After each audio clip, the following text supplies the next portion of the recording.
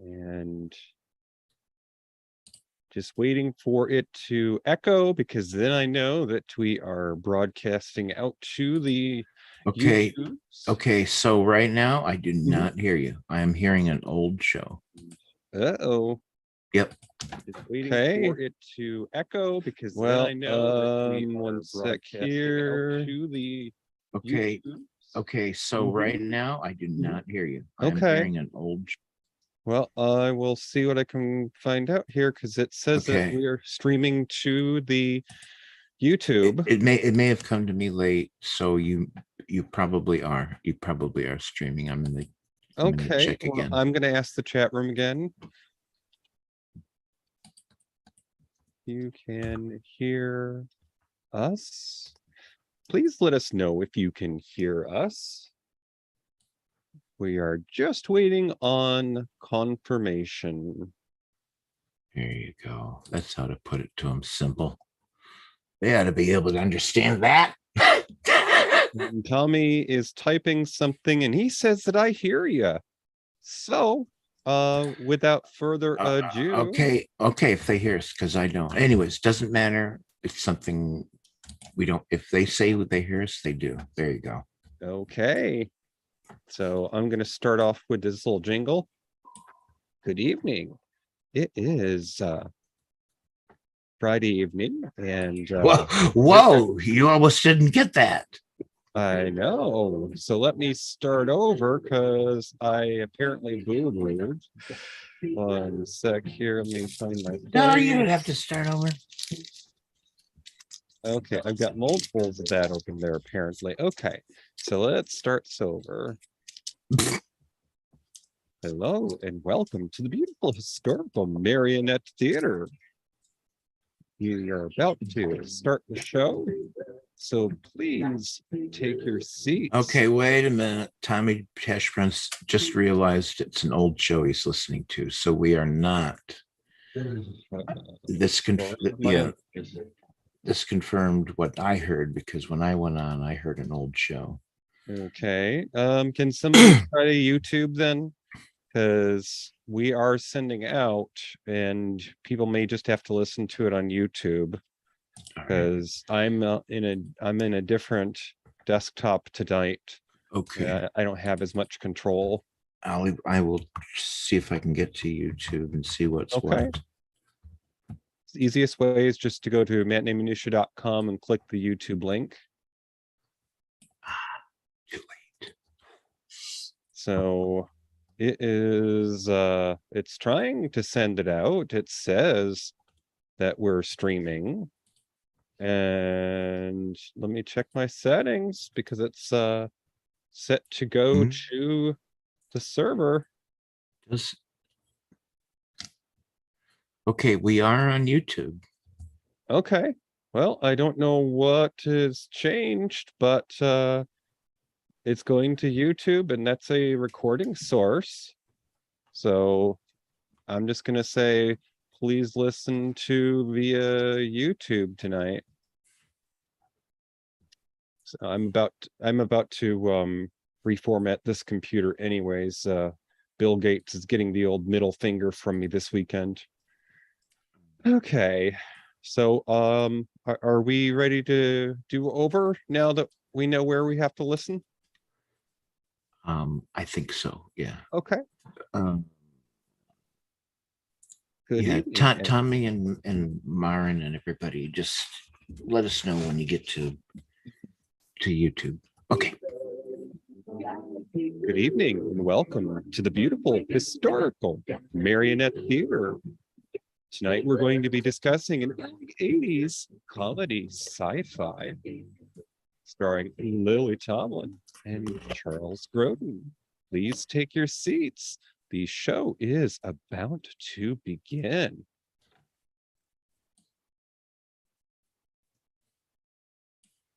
Good evening, Mr. Smelly. It is a quite warm summer night. How are you this evening? Doing good. I'm much farther north than you. So to pull back the curtain, this might interest the chat room and the audience, is actually at this moment, I am not in Spuds Flat. I'm not in Pickle Hollow. I am way up in the North Country, and I am actually physically in the house and home of longtime Matinee Minutia listener Tommy Hashbrowns, and he is actually in an adjacent room to me at this very moment.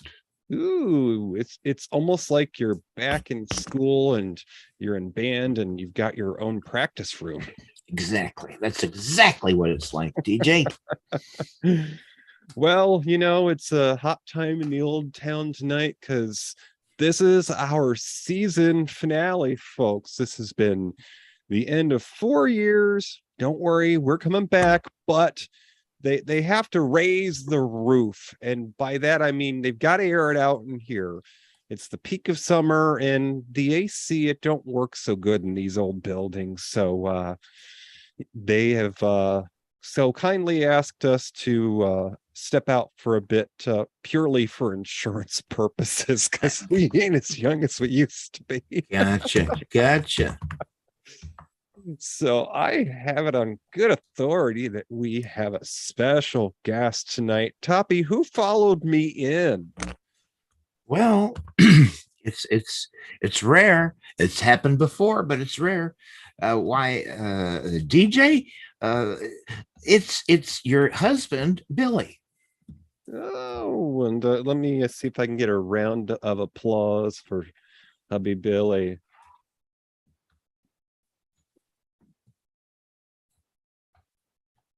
Are you there, hubby? I am. Welcome to beautiful historical Marionette Theater. And before we get the show on the road, let's do a little product placement. Ooh. Cheese, please. Woo!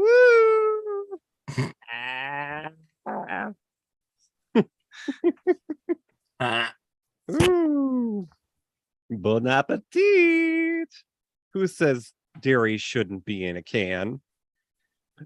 So speaking of things that are sometimes in a can, if you would be so kind, hubby, take your place on the stage there for me, and do that little song and dance number I told you about that our senior showgirl normally does.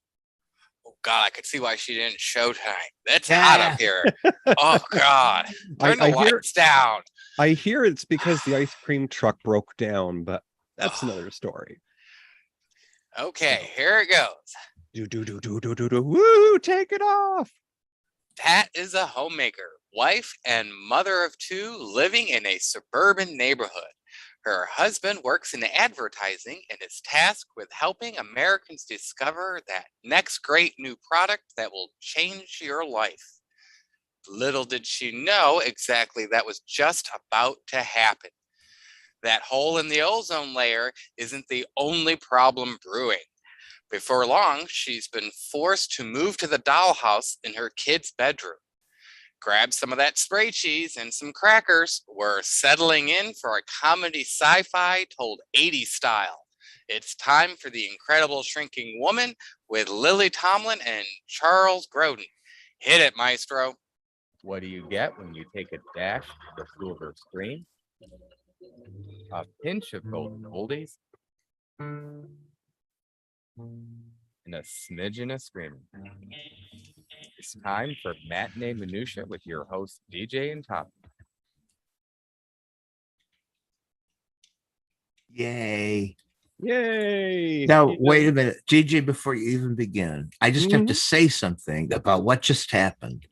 You didn't have the music we usually play for Gertie, and then you jumped in with a complete ad lib, and you sung lyrics to some sort of weird thing. Anyways, it was brilliant. Is that fake cheese in a can? Were you eating? Also, for the benefit of the YouTube watchers, who I hope was everyone tonight, please to describe the background, and also you held up a dish of something.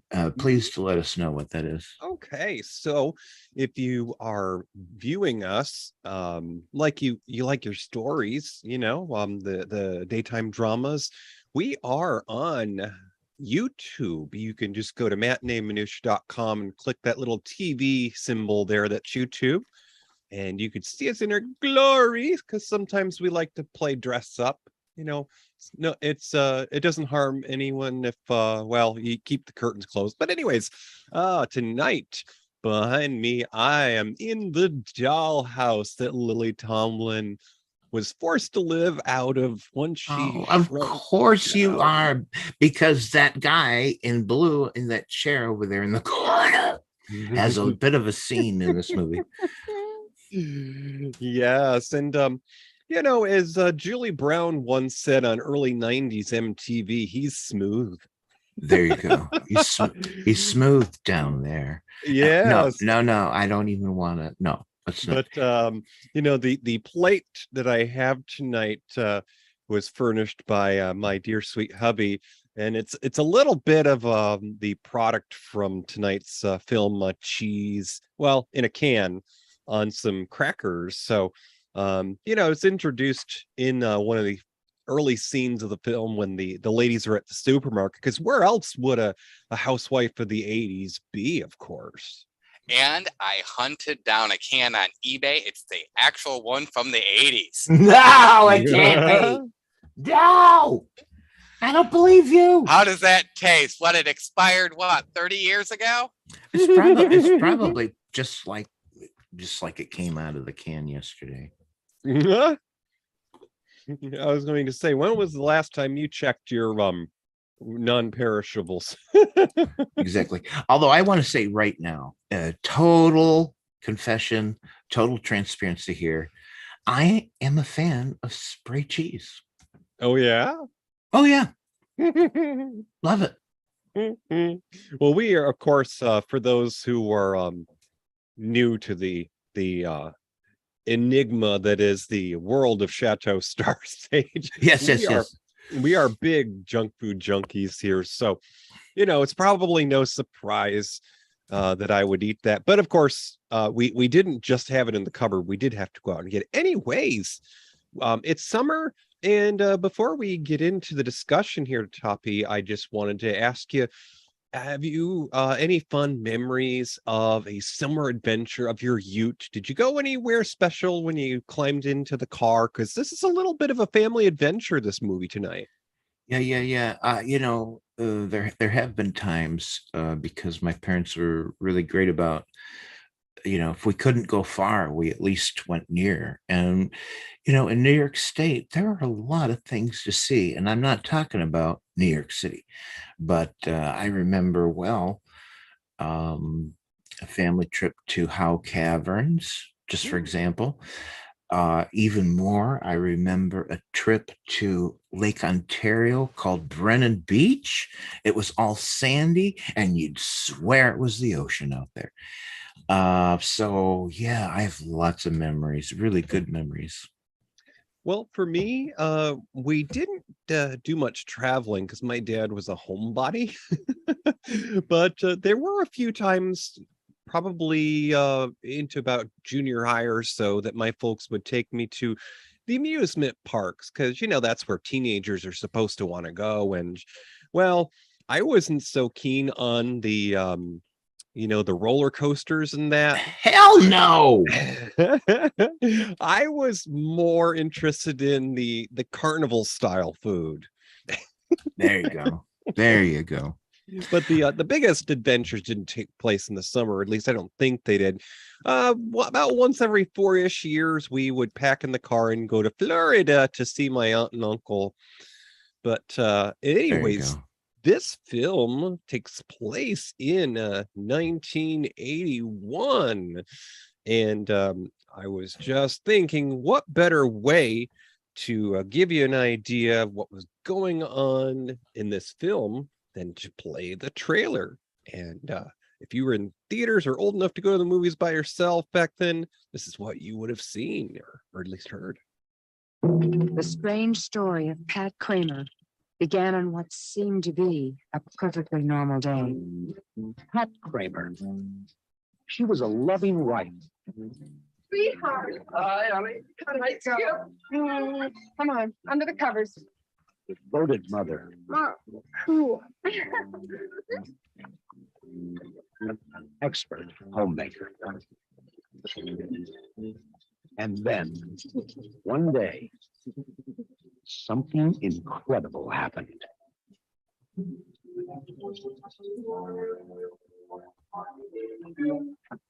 We've got it.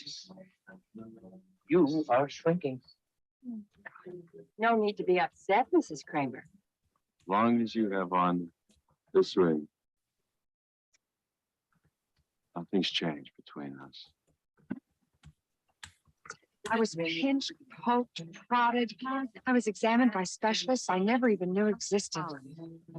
Universal Pictures presents Lily Tomlin as the incredible shrinking woman. The adventure of a brave woman whose biggest problem is growing smaller by the moment. A hit. You mean she shrunk since the last time I saw her? She shrunk since the last time I saw her. I almost sat on her last night. Can we give you a hand here? No one could help her. No one could comfort her. Hmm. Thanks.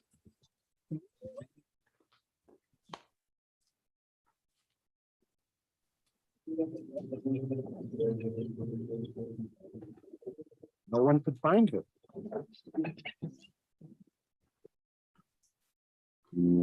Lily Tomlin, Charles Grodin, in the story of a woman who gave so much Kidder. and got so little. Or champagne. Now, how about a big hand for the little lady, the incredible shrinking woman? Okay, so that was 1981. Oh my God, that was the trailer that lasted forever. Holy So many Jesus. visual elements in that. Mhm. So Toppy, speaking of 1981, Yeah. is there something that we do to get us in the mode or Well, in the mindset? listen, one of the best spots in the show for me is always what was happening in the world, the date this movie was released, 1981. We got Billy here. He's going to tell us.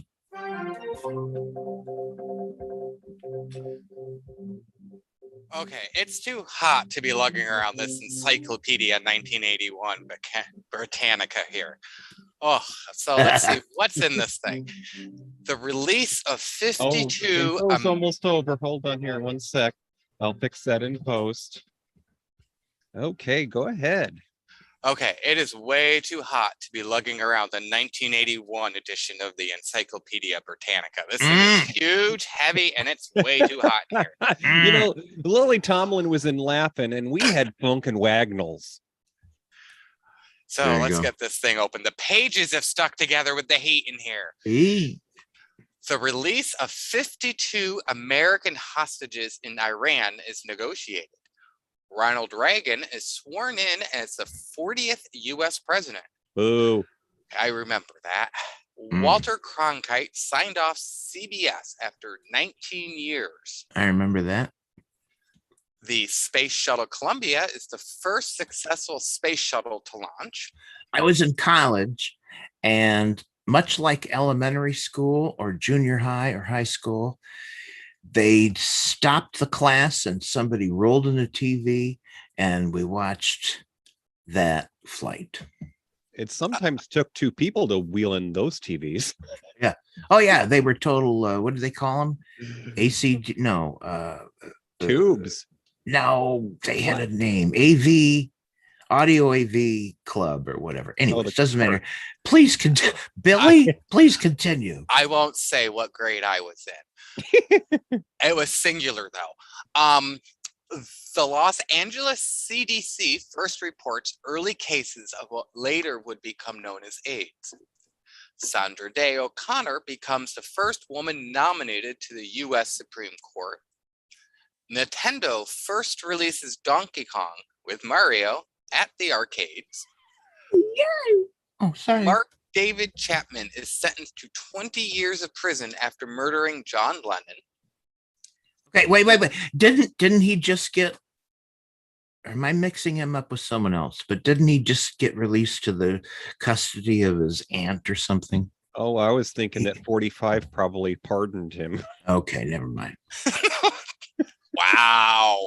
Okay.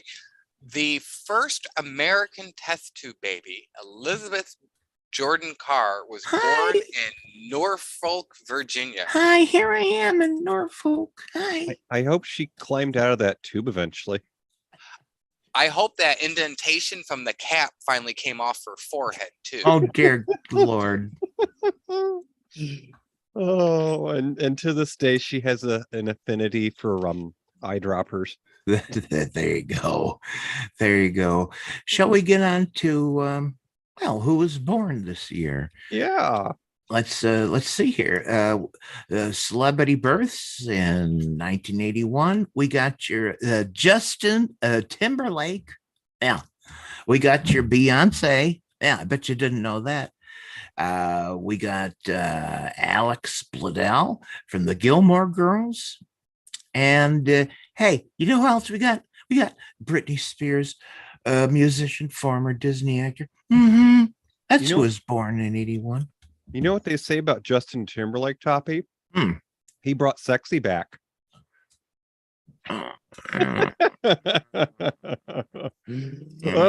So 19... Not lately. Yeah. I don't know. You might have to ask his wife. Anyways, in 1981, The Incredible Shrinking Woman. It was a movie, so it was on the silver screen. So the other films that were out that year, well, it was a bumper crop year, and this is not our first visit to 1981. In fact, it's at least our second visit. I think it's actually our third. Yeah. But 113 films premiered in 1981. Holy cow. Yes, and among those, the top of the box office were Raiders of the Lost Ark. Oh, let me think now. That may have won. That may have made the most money. And then, of course, the father of the show that launched our run here, Mr. Peter Fonda, was on Golden Pond. No, it wasn't Peter. It was his sister Jane. No, I know that Jane was in the movie that we started with, but her dad was in on Golden Pond. You got it. I misheard. Please continue. Oh, and then also one of the James Bond films was out that year in 81, For Your Eyes Only. And the other films that came out that year were a personal favorite of Alan Alda and Carol Burnett in this cast, The Four Seasons. Didn't we do that? We did that, right? Not yet. Stay tuned. I thought the hell we did. Okay, not never mind. Another favorite with little persons in it. And this one is Time Bandits, a British sci-fi story.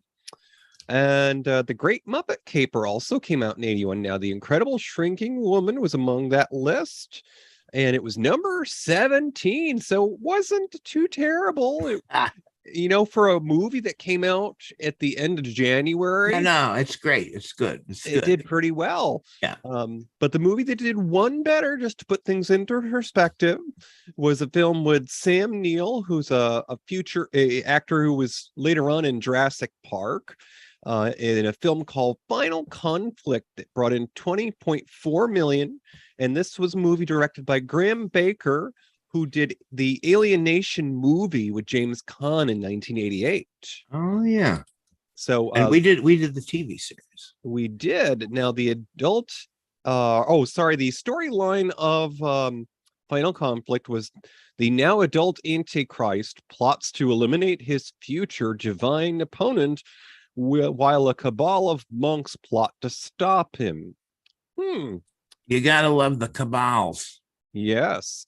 Now, the film that was one less on the run from Incredible Shrinking Woman. Oh, dear. This is the... The film that Toppy will hide his face when it's mentioned that we reviewed this, because It had Carrie Fisher and Chevy Chase and a boatload of little persons. Now, this was Under the Rainbow. It brought in 18.8 million. And let's see, this, of course, as I mentioned, it was previously featured on Matinee News Show. The backstory was that it was the backstory of the fictional talent agent who worked on The Wizard of Oz, played by Carrie Fisher. There you So go. There you go. that So you're was- telling me, DJ, that our movie tonight is just one better than Under the Rainbow. Is that what you're telling me? Well, in terms of the pocketbook returns at the Okay. box office. All right. Or No, you no. could say just a hair taller. Yeah, it's fine. Oh, It's fine. yes. Oh, right. So Toppy, you know, we're a celebrated venue here. Lots of different things have come through these doors, including Yeah. magic acts. And the guy who made this movie, the director, was sort of the magician of the film. Yeah, we can say that. Yeah, tell us a little bit about Mr. Joel Schumacher. Well, I'll tell you one thing I didn't know. Incredible Shrinking Woman was his first movie. Oh, I didn't know that. Well, okay, I won't say that, but it was his first theatrical release. He may have made, independent movies. I don't know. And then after that, he was in demand. He was successful. He would be doing an average of a film a year.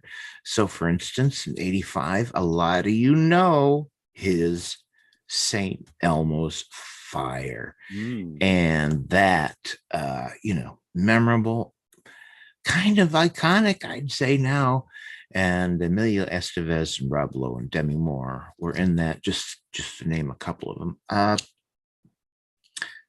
So he went on to do work with Julia Roberts in some of her earliest films, like Flatliner and Dying Young. Here we go. Another great one, Falling Down in 93 with Michael Douglas. Whew.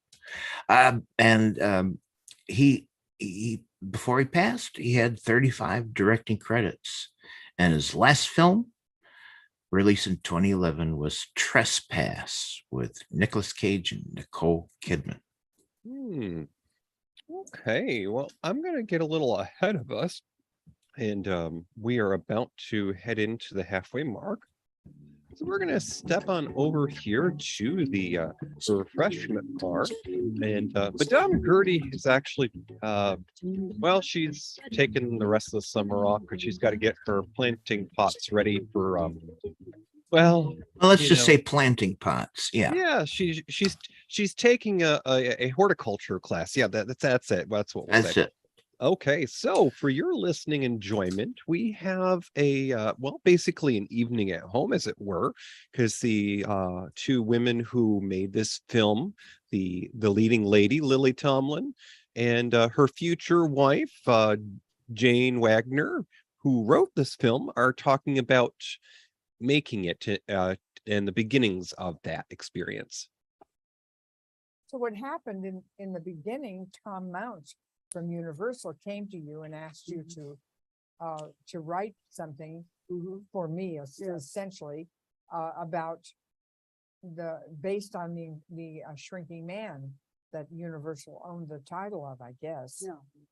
My story, the story of Pat Kramer, began on what seemed to be a perfectly normal day. Right away, I got the idea of, instead of the atomic element that was in the original, that caused shrinkage, to use products that were being done, and more in the 70s and through the 80s, we were aware of how bad most of those products were, or many of them were. And the food. And the food and all of that. And so environment. And our environment. So to make it that, I was proud of that, because I thought that was a good hook for you to be vulnerable in an average suburban family, just living a normal life and having all this stuff happen to you, seemed very intriguing, and there was a lot of potential for comedy. The antidote. I've always been haunted by the fact that we cut out that other layer of the real More political. reason I felt like I was inspired to do it. the inspiration is maybe a questionable word here, but I felt like there was a political part to it. We all know that those chemicals are bad for us. Right. We all knew that, but the idea that they might cause shrinking, that being something that corporations would like because they could exploit. You know, they could shrink whole populations and get all their, And have the and resources. get their resources, right? And that was in the first draft, and that, because I needed to cut it, that went by the wayside. And so when I saw it last night, it seemed overly simplistic. Like a kind of Disney family movie in a sense. I mean, except, Like I I mean, say, in the simplistic. simplicity of the message. So I kind of just ignored that. And I was amazed at the turns it took. It got very complicated. And dark, but you know, at certain times, but I still feel that I was haunted by the fact that there was no reason given as to why a corporation would want to shrink you. There was no real Yeah, there conversation was about no it. bottom to it. That's right. And so I missed that. But after I got over that, I enjoyed it. I'd seen a version on television sometime in the intervening years where a lot of the characters were in the thing. Edith Ann and Ernestine, and I even think Trudy was in I it. don't remember Trudy, but she could have been in the shopping. In the it's- shopping center. I think she was like a person hanging around the shopping center. That got cut early on, I think. But It sure did. Ernestine would have been good at some time, maybe a hit of Ernestine, but I didn't like where she was placed. Well, it was unnatural being- too. She yeah. turned around Well, and there she was a heavy, posed real heavy tense heavy-handed, scene. yeah. Okay, so that was sort of an evening at home with the ladies who brought you the film that we're You discussing know, tonight. GJ, I found that really interesting, but primarily because what we know about them is that these two women have been partners for years and married. I don't know how long. Maybe not even married. I don't know, but they're a couple. Yeah. So they apparently met in the early 70s when Lily was doing some of her characters on Laugh-In still.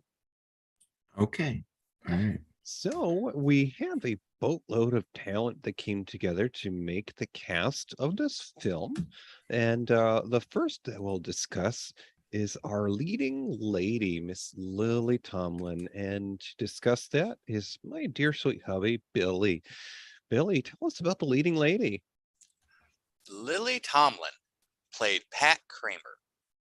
Born and raised in Detroit, Michigan, Tomlin began her career as a stand-up comic at nightclubs in Detroit and New York City. After a guest appearance on Merv Griffin, she began acting on television on Rowan and Martin's Laugh-In. That was between 69 and 73. That's when I remember. That's the first time I came in contact with her. She was introduced the character Ernestine. Do you remember that one? I do. That she was the telephone operator. In 75, Tomlin would appear in her first film as Lena, a gospel singer and mother of two deaf children. In Robert Altman's Nashville, which had Keith Carradine, Karen Black, and Shelley Duvall. By the late 70s, she would begin guest appearing on Saturday Night Live. The Incredible Shrinking Woman was her sixth film. Just prior, she starred in 9 to 5 with Jane Fonda and Dolly Parton. There you go. Tomlin would appear in 4 more films over the next 10 years. All of Me, which had Steve Martin, and Big Business, which I remember in the theaters, which had Bette Midler. Yes. And sometimes I wish I didn't remember it. Oh no. And a documentary of her one-woman show, The Search for Signs of Intelligent Life in the Universe. Following Tomlin's rise in popularity, she would be cast as the reoccurring Kate Carter Shepley, an executive producer in the fictional FYI news program on CBS Murphy Brown. And then in 2002, Tomlin joined the cast of NBC's The West Wing as the president's secretary, Deborah Fadir. And I believe the president's secretary or the president was portrayed by Martin Sheen. Okay, I think you're right. Mhm. In more recent years, she's appeared in the long-running Netflix series Grace and Frankie with her co-star from 9 to 5, Jane Fonda, which has run 7 seasons. And critically acclaimed, I think we can say, can't we? Mhm. We started watching it back in 2015, and we have a lot of follow-up to do. Mhm. How many years, DJ? 5 years we got? Mhm. As well, she lent her voice to a 2017 continuation of the 94 animated series, The Magic School Bus, as the beloved Mrs. Frizzle. Oh, Charles Grodin played Vance Kramer, born in Pittsburgh, PA, was of Russian Polish ancestry and raised in a Jewish Orthodox home. When it came time for him to attend college, he went to Miami. But after seeing the 1951 A Place in the Sun with Elizabeth Taylor and Shelley Winters, according to Grodin, it was 2 things. 1, I think I developed an overwhelming crush on Elizabeth Taylor, and 2, Montgomery Clift made acting look that looks pretty easy. Just a guy talking. And of course, you'll just edit that all out. I totally understand, DJ. So I made a boo-boo, but you gotta know why. Our neighbors have gotta be burning something again, and it is blowing in, and I can barely see. well, you're probably intoxicated by fumes of foreign nature. I don't know at this point, to be honest with you, but it is quite smoky down here. I gotta unplug the fan. It's like that scene in The Incredible Shrinking Woman where the There you go. spray can went off in the station wagon. Way to bring it home, DJ. Way to bring it home right there. Oh, so along with our leading lady, because of course behind every man is a very astonished woman, but in The Incredible Shrinking Woman, some might say that this is a gender swap because it's based loosely on the original story of the Shrinking Man. Sure And enough. married to Lily Tomlin in this film is Charles Grodin. He played Vance Kramer. What a terrific 80s name, Vance. Now, listen, I want to tell you in advance. I had a conversation with Tommy because I'm in his house. And we talked about Charles Grodin and we talked about this movie.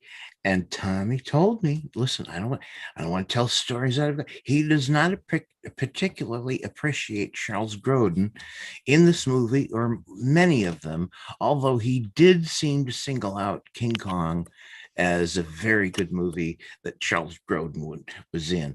At any rate, Tommy Hashbrowns may want to avail himself of the chat room to explain himself. There you go. That's all I wanted to say. We'll peek over the balcony and see what he's got to say in a little bit here. So, Mr. Charles Grodin was born in Pittsburgh, PA. So he shares a hometown with Jeff Goldblum. Ooh. And he's of Russian and Polish ancestry. He was raised in a Jewish Orthodox home. When it came time for him to attend college, he went all the way down south to Miami, Florida. But after seeing the 1951 film A Place in the Sun, which starred Elizabeth Taylor and Shelley Winters, well, according to Grodin, it was 2 things. One is I think I developed an overwhelming crush on Elizabeth Taylor, and 2, Montgomery Clift, the male lead, made acting look like, gee, well, that looks pretty easy, just a guy talking. Well, he attended Lee Strasberg's Actors Studio. Now, for a while there was a series of documentaries called Inside the Actors Studio with James Lipton. Well, that's what it is Lee Strasberg's Actors Studio. And he attended there before making his stage debut on Broadway in 1962. Year my house was built, by the way. Though he appeared on screen from as early as 1954, Grodin did not make a great deal of headway in this medium until he reached critical notice, playing the small but critical role of obstetrician Dr. C.C. Hill in Rosemary's Baby, 1968. Whoa. All right. Grodin's ultimate breakthrough came on the Broadway stage in same time next year in 75, opposite Oh. Ellen Burstyn. Now, And, they made that into a movie later with Alan Alda and someone. It might even have been Ellen Burstyn. I'm not sure, but it was Alan Alda. Anyways. And this was a hugely successful romantic comedy about two people, each married to someone else, who conduct an extramarital affair for a single day over the course of 24 years. So they meet up every year in the same room of a Northern California inn. Well, if Matt Spanking B. Arthur Matt was around, we could ask him where. But anyways, though the two leads left the show after 7 months, Grodin was now much sought after in Hollywood as a droll comic actor. And so, dry humor, and cast in a string of hit comedies. Among those were in 78, it was Heaven Can Wait. In 80, Seems Like Old Times, which is a personal favorite because it has Miss Goldie Hawn. The Lonely Guy in 84, which I believe was a Steve Martin movie, and Midnight Run in 88. Grodin also appeared to sterling effect in the underrated farce The Couch Trip in 88, which he co-starred with Walter Matthau, who we've just recently talked about, and Dan Aykroyd as the brittle psychiatrist and radio host Dr. George Maitland. Now, in the 90s, Grodin reinvented himself as a television host, The Charles Grodin Show. Forgot about that. Yeah. In 95, and he was a political commentator. He made frequent guest appearances on talk shows with Carson or Letterman, typically adopting the persona of a belligerent, tongue-in-cheek character to facilitate comically uncomfortable situations on the set. Grodin passed away at home in Connecticut at the age of 86, of all things, from bone marrow cancer. I wonder what he would have had to say about that fake news channel. But I most remember Charles Grodin not only from the movies of the beloved Saint Bernard, which were called Beethoven, but he did a gem of a movie in the mid 90s with Kevin Kline and Sigourney Weaver called Dave. And it was just terrific because the storyline was a man who was a lookalike to the president was hired as a stand-in.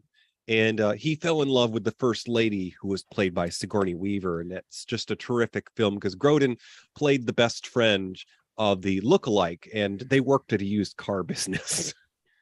I remember that. Only from. Now, DJ, I'm going to have to ask you, you're going to have to edit here because I have lost the script and I'm trying to find it again. What is the number of the script? 85. Okay. We are all allowed a boo-boo tonight. Well, you know what? I have a new monitor and it's changed the orientation of things drastically. Toppy's borrowing a new pair of eyes tonight. I guess that's pretty much what I said. Let's not waste any time. DJ, would you please take the next part of the... Okay, so the third part of our cast here is in the trio of fabulousness. Mr. Ned Beatty played Dan Beam, not Jim Beam, Dan Beam, who was Vance's boss. So hubby's check writer. Ned Beatty was born in Louisville, Kentucky, and he started as a professional performer at age 10 when he earned pocket money singing in gospel quartets and a barber shop. The big city and bright lights did not come easy, though. The first 10 years of Beatty's career were spent traveling from one theater to another, each leading him to a different city. His travels included Virginia, Pennsylvania, Texas, and then DC. In 71, Beatty was chosen by director John Boorman for the role of Bobby Tripp in the hit film Backwoods Nightmare Deliverance. Dun, dun, dun, dun, dun. Well, there's a whole story there, folks, we're not going to get into. No, but it is the reason that in Family Guy, Little Stewie says, Now, faster, I hear banjo music. stop it. Just stop it. No. His co-star Burt Reynolds and Beatty, they both struck up a friendship, and Ned was then cast by Burt in several other films together, including now this has different overtones today by the title, but White Lightning in 73, which I want to say probably has to do with moonshine. Probably. Yep. Something called WW and the Dixie Dance Kings in 75. All right. And Ned's talents were also noticed by others in Hollywood, and he was cast in many key productions of the 70s, turning in stellar performance, including an Academy Award nomination of Best Supporting Actor for his role in a movie that we discussed just this last year. Yes, we did. Yep. Network from 76. Ned Beatty, very memorable in it. Yes, and Beatty received an Emmy Award nomination for Best Actor for his performance in Friendly Fire in 79, opposite the Grande Dame of comedy, Carol Burnett, and Best Supporting Actor nomination for the Family Channel's made-for-TV film called Magic Hour, Tom Alone in 89. Now, in the late 80s and early 90s, Beatty would have a recurring guest role as Dan Connor, played by John Goodman, absentee traveling salesman's father in the long-running TV series Roseanne. Now, lastly, in 2001, Beatty returned to his theatrical roots, starring in London's West End revival production of Tennessee Williams' Cat on a Hot Tin Roof with none other than Brendan Fraser. Oh, yes. And at the time of Mr. Beatty's passing in 2021, so just this last year, he had 165 acting credits. Now, he lived to 83, and it's noted that he did pass of natural causes. So there you go. DJ Billy, I remember him best and most fondly as the arch nemesis assistant to the head honcho villain in Superman and Superman 2, Lex Luthor. So he was he could do everything. He could do comedy. He could do serious stuff. Ned Beatty. Yep. There you go. okay, so we have run through the cast, and we have a few minutes to go over our thoughts and impressions of this tale. Now, certainly from the intermission there, we got an understanding that this was a tale of the direction the world was heading because of the commercialization of the wonderful world of science and technology and chemicals. Well, typical of the television at the time, and remember, this is long before streaming. It was every advertisement, unlike today, is a product. You're going to buy this soap. You're going to buy this shampoo. You're going to buy this floor wax. You're going to buy this toilet cleaner.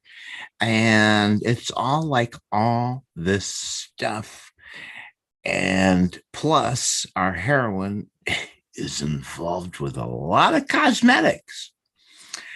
And they don't do her any good at all. And in fact, she starts to shrink. Oh, dear. Yeah, it all starts with the the knockoff perfume maybe that gets brought home, and it kind of, I mean, yes, they took place in very different times, but when you have these iconic moments on film. You can't help but try to mimic them. And in the 90s, on the Tim Allen comedy show, Home Improvement, there was a moment where the kiddos bought mom a Mother's Day gift, and it was this giant, like, crock that looked like some sort of Avon knockoff.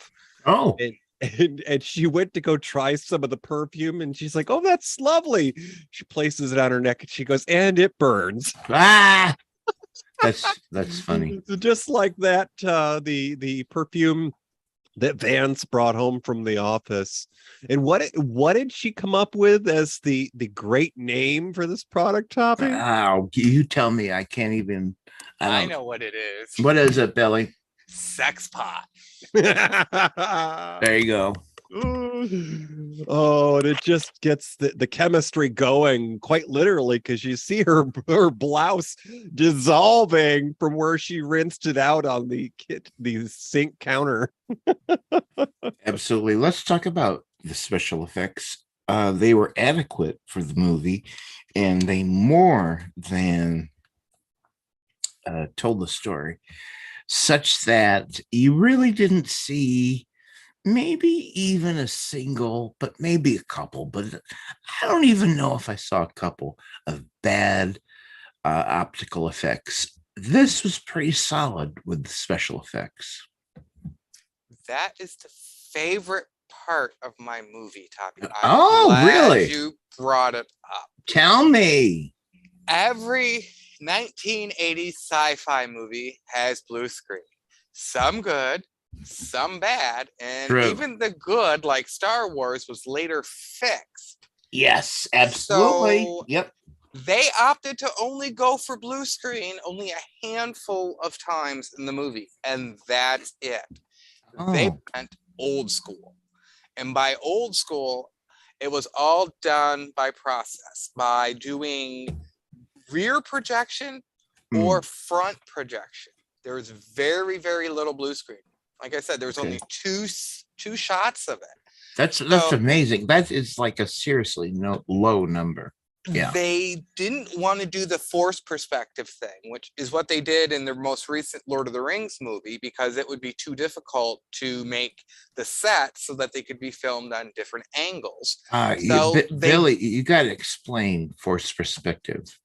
Forced perspective is where the person of normal height would be right near the camera, and the person that was supposed to be shrinking, let's say Lily Tomlin, would be about 15 to 20 feet back, and they Right. would shoot it at an angle to make it look like they were standing next to each other. Gotcha. It was just too difficult. Mhm. But the movie stands up with the effects to this day to a large degree. And what's interesting is the newer Star Wars TV shows and Discovery use a similar technology, but instead of rear projection with film, it's actually hundreds of TVs, LCD screens on ceilings and walls that are projecting the image. Mm. And the camera is connected to them, so the camera can move and actually change the angle of the background. Whoa. It's Yeah. almost full circle, where in the old days, a James Bond movie, if he was in the car, the background would of course be a film shot behind him. And then they went blue screen, which we all know looks like crap. And then they did computer animated that never ever looks real. Right. And now they've gone back to where they film it all at the same time with the actor. Yeah.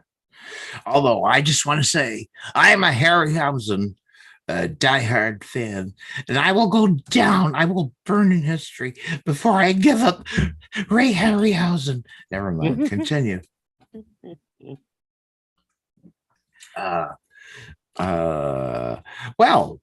We are. I don't know.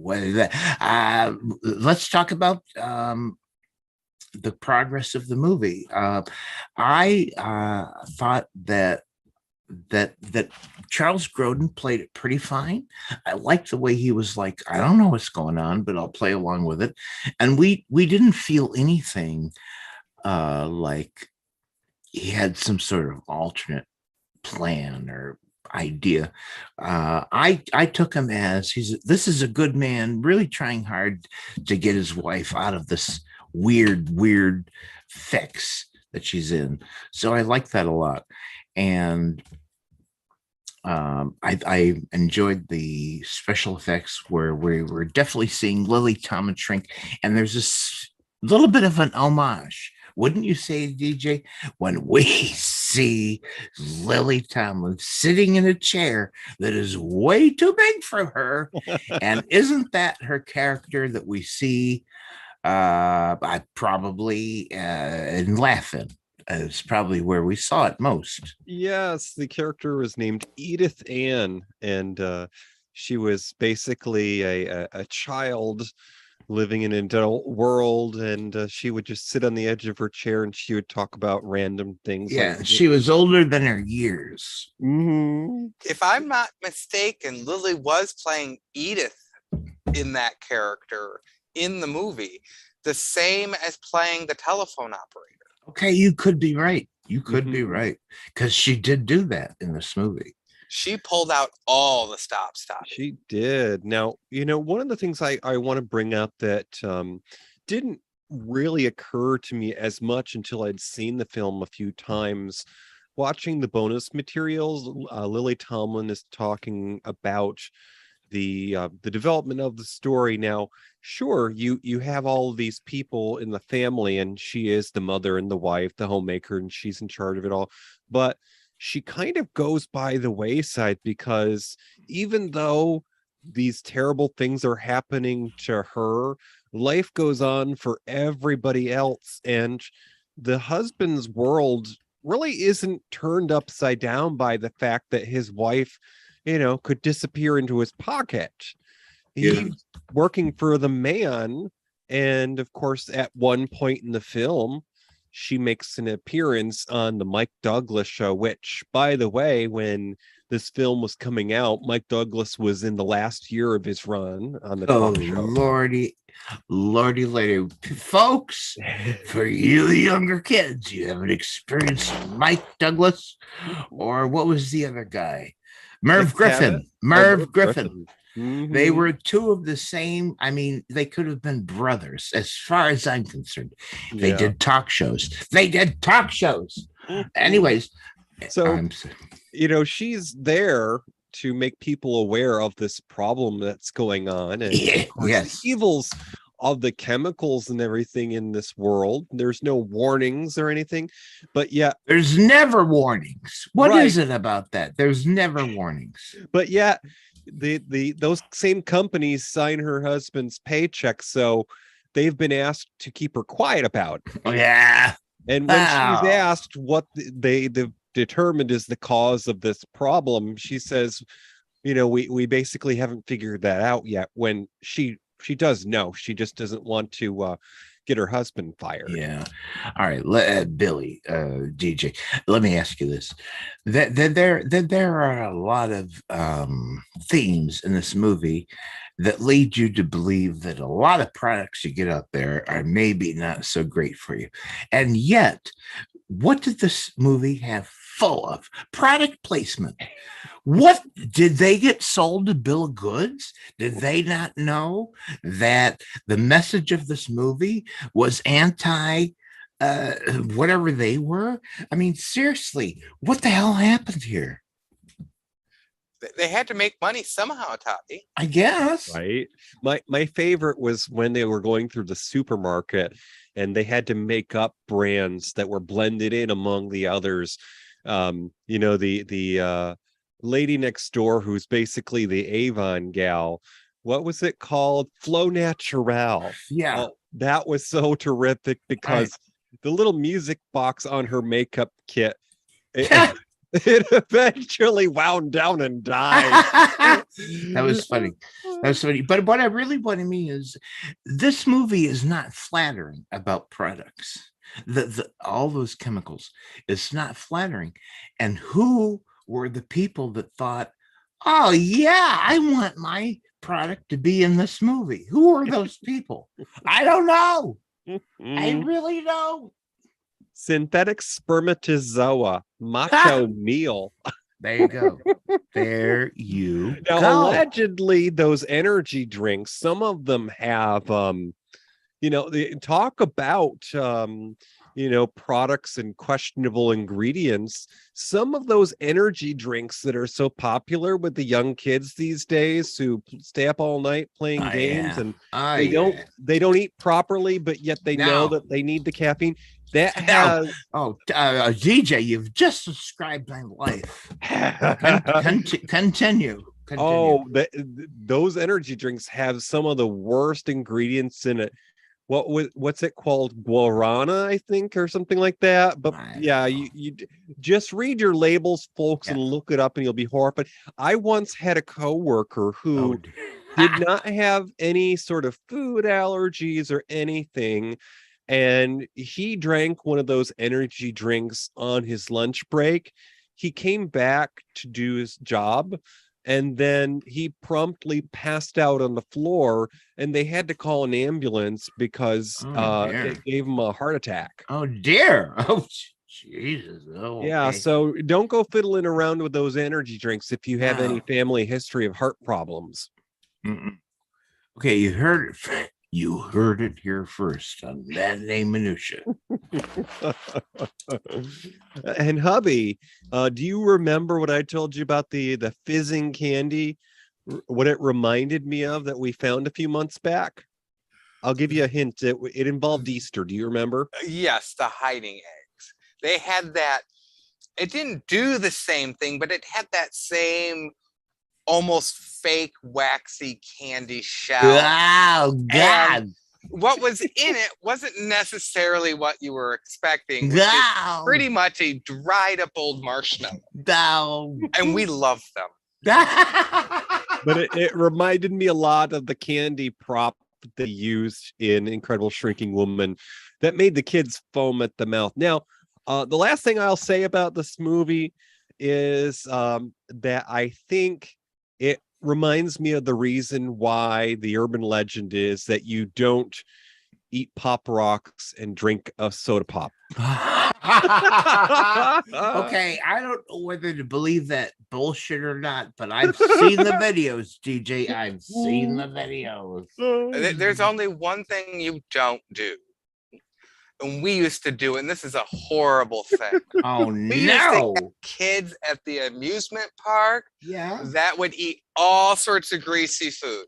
And they would brag about how they haven't puked going on the roller coaster. I had the best way of getting them to puke.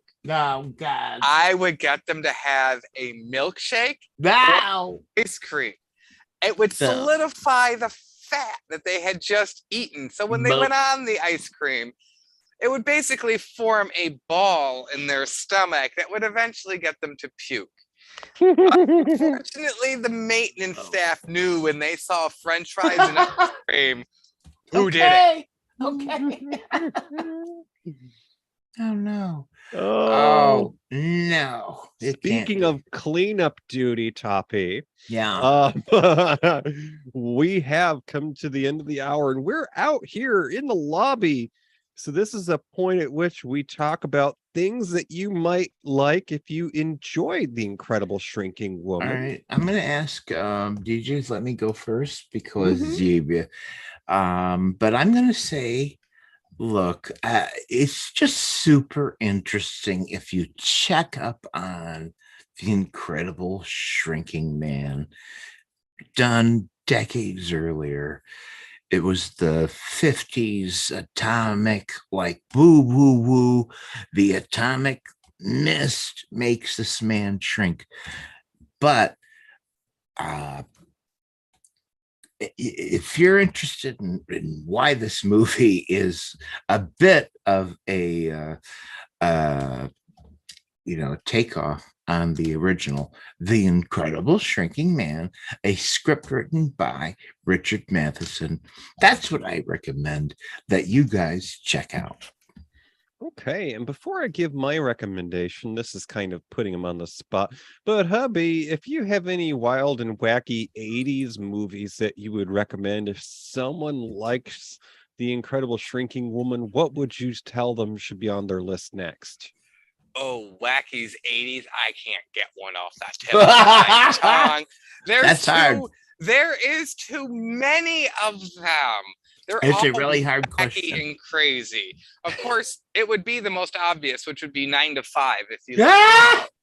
Okay. True. Now, because they were made together and she was in a really good groove in this year. Mhm. and one of the cast members that played the assistant to the boss, that was Dabney Coleman's assistant, Violet, or not Violet, sorry. Well, you'll remember if you've seen 9 to 5, she's the lady they sent overseas to learn another language. She was in The Incredible Shrinking Woman as Dr. Ruth. There you So go. and And 9 to 5, that's a bit of trivia yes, for you guys right there. 9 to Matt 5. name, Matt name minutia.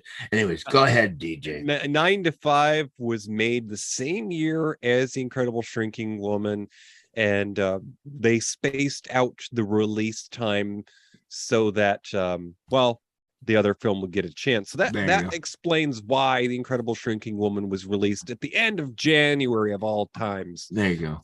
Okay, so if you like The Incredible Shrinking Woman and you like 80s comedy sci-fi, another film you might enjoy is from a handful of years later. This stars Mr. Dennis Quaid and up-and-coming comic Martin Short, 1987's Inner Space. It was There you about a go. test pilot is miniaturized in a secret experiment and accidentally injected into a hapless store clerk. There you Now, go. Toppy and I talked about this behind the curtain, but this is sort of an 80s take on Fantastic Voyage, which Yes. was a Yes. 60s film about that idea of shrinking down and going into the human body. Yeah. And you know, I mean, those who are inclined, who are curious, please, yeah, check it out. It's worth it. But yeah, Inner Space, The Incredible Shrinking Woman. I mean, it had everything to do with what this movie was all about. And, talking about, side streets, dark alleys and whatnot, come to find out, I don't have his name right in front of me right now, but the director who made Inner Space Yeah. has done several other films that I enjoy, including Explorers, which I want to say has Sean Astin in it. And Hey, that's a great example. Absolutely. Well, it's the summer, and they're going to air the place out for a bit. So Yeah. we are signing off for the end of our 4th season. But folks, don't put the popcorn and everything away, because we are coming back. Oh, yeah. Just after the Labor Day holiday will be There you around go. mid-September for Yeah. season 5. Yeah. Give us a freaking Labor Day weekend. Anyway, it's fine. And then we'll be back. We certainly will. So, if you want to hear more of hubby's rantings, you can tune into the occasional episode of my solo show, Surely You Jest. And that's at syjpodcast.wordpress.com. And otherwise, there is a back archive of episodes of my Nerd Brother Partner in Crimes series, the Smellcast, over at, is it thesmellcast.com? Yeah, you got it. Thesmellcast.com. I do a weird thing over there that is mysterious. It's fun. And it's entertaining, but there you go. Okay, so in the ways of the old days of Radio Toppy, will you say good night? I will. Good night, Gracie. And I'm going to play us out with the jingle from tonight's film. Let me just put this at about halfway. Here we go. There you go.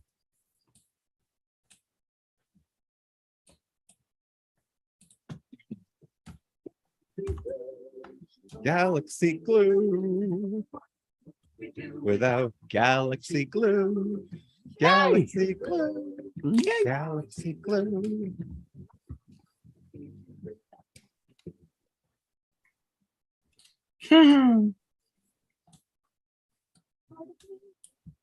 My anatomy.